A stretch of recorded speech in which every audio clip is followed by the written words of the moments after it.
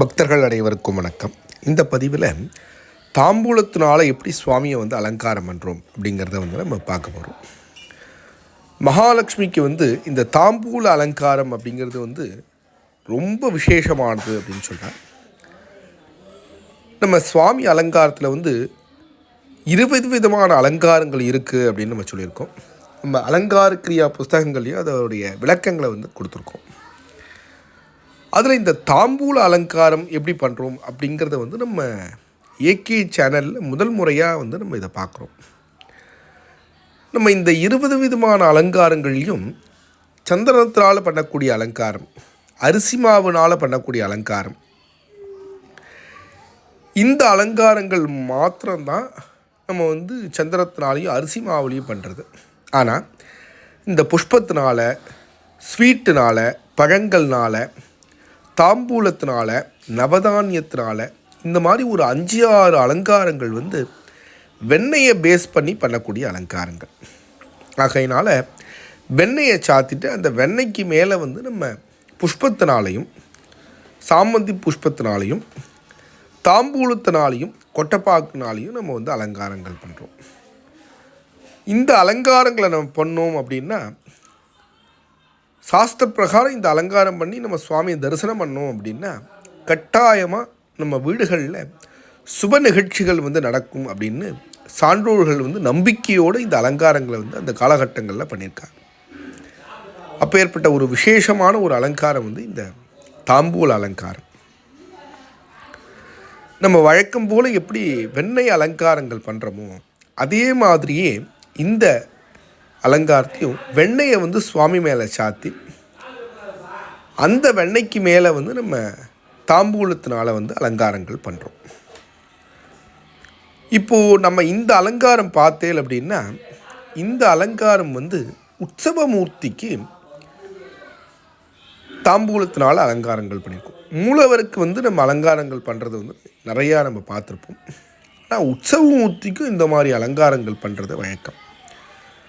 முகம் மாத்திரம் சந்தனத்தில் பண்ணிவிட்டு மிச்ச பாகங்கள், அதாவது ஹஸ்தம், பாதம், இதெல்லாம் ஹஸ்தம் பாதம், அதாவது கோல்டு பாலிஷ் பண்ண ஹஸ்தம் பாதம் பண்ணி மற்ற பாகங்களை வெண்ணெயினாலேயே அலங்காரம் பண்ணுறோம். உள்ளே ஃபுல்லாக துணியினால் சுற்றி அந்த துணிக்கு மேலே நம்ம வெண்ணெயை சாத்தி அந்த வெண்ணெய்க்கு மேலே இந்த மாதிரி தாம்பூலத்தை சாத்தி நம்ம பண்ணுறது. இந்த அத்தனை அலங்காரங்களுக்கும் மிக முக்கியமாக நம்ம ஆரம்பத்துலேருந்து சொல்கிறது இந்த அளவுகள் தான். அந்த அளவுகளை எந்த அளவுக்கு நம்ம துல்லியமாக நம்ம தெரிஞ்சுக்கிறோமோ அப்போது அந்த அலங்காரங்கள் சிறப்பாக அமையிறது அப்படின்னு சொல்கிறாங்க. ஆகையினால தான் அந்த அளவுகளை பற்றியே நம்ம வரக்கூடிய 2வது பாகமான அலங்கார கிரியா புஸ்தகங்களில் நம்ம குறிப்பிட்டிருக்கோம். அது இன்னும் ஒரு 2 மாதத்துக்குள்ளாக அந்த புஸ்தகமும் ரெடி ஆகிடும். மேலும் இந்த அலங்கார கிரியா புஸ்தகம் அப்படிங்கிறத கன்னடம், தெலுங்கு, ஹிந்தி, இங்கிலீஷ், தமிழ், இந்த 5 மொழிகள்லையுமே நம்ம வெளியீடு பண்ணுறதா இருக்கும். எல்லாமே ஒரு மாதத்துலேருந்து 2 மாதத்துக்குள்ளே கட்டாயமாக ரெடி ஆகும். அது மட்டும் இல்லாமல் நம்ம இந்த சுவாமி அலங்காரத்துக்காகவே பிரத்யேகமாக நம்ம கடை இருக்குது, அலங்கார கிரியா அப்படின்னு சொல்லிட்டு. அந்த கடை பேரும் அலங்கார கிரியா தான். அதில் இந்த மாதிரியான வெண்ணெய்கள், அதுக்கப்புறம் சுவாமிக்கு சாத்தக்கூடிய திருவாபரணங்கள், ஹஸ்தம் பாதம், அந்த கண்ணில் ஒட்டியிருக்கோம் இல்லையா, புருவங்களுக்கெல்லாம் ஒட்டக்கூடிய கண் புருவங்களுக்கெல்லாம் ஒட்டக்கூடிய நூல், அப்புறம் இந்த வர்ண பெயிண்ட்டு எல்லாமே அவைலபிளாக இருக்குது. அதை நம்ம வாங்கிக்கலாம்.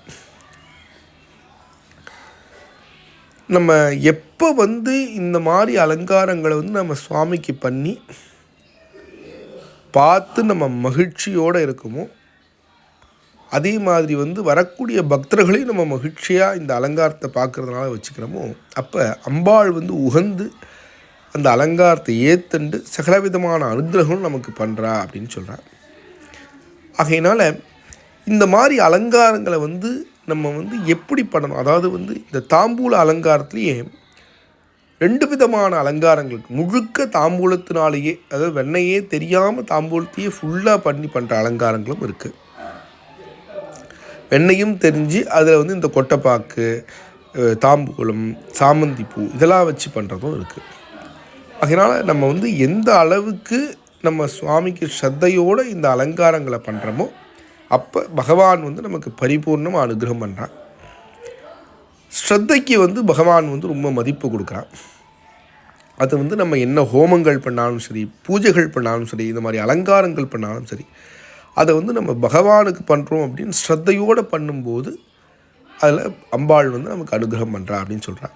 இது வந்து அத்தியாத்ம ராமாயணத்தில் ராமர் வந்து லக்ஷ்மணருக்கு வந்து சொல்கிறார், எந்த விதமான கைங்கரியம் எனக்கு பண்ணாலும் அதை ஸ்ரத்தையோடு எனக்கு பகவானுக்கு பண்ணுறோம் அப்படிங்கிற அந்த ஆசையோட, ஆர்வத்தோட, பயபக்தியோடு பண்ணும்பொழுது கட்டாயமாக நான் அதை ஏற்றுக்கிறேன் அப்படின்னு சொல்கிறேன். ஆகையினால் இந்த பதிவை பார்க்கக்கூடிய அனைவருக்கும் அம்பாளுடைய அனுகிரகம் கட்டாயமாக வரணும்னு பிரார்த்தனை பண்ணிக்கிறேன்.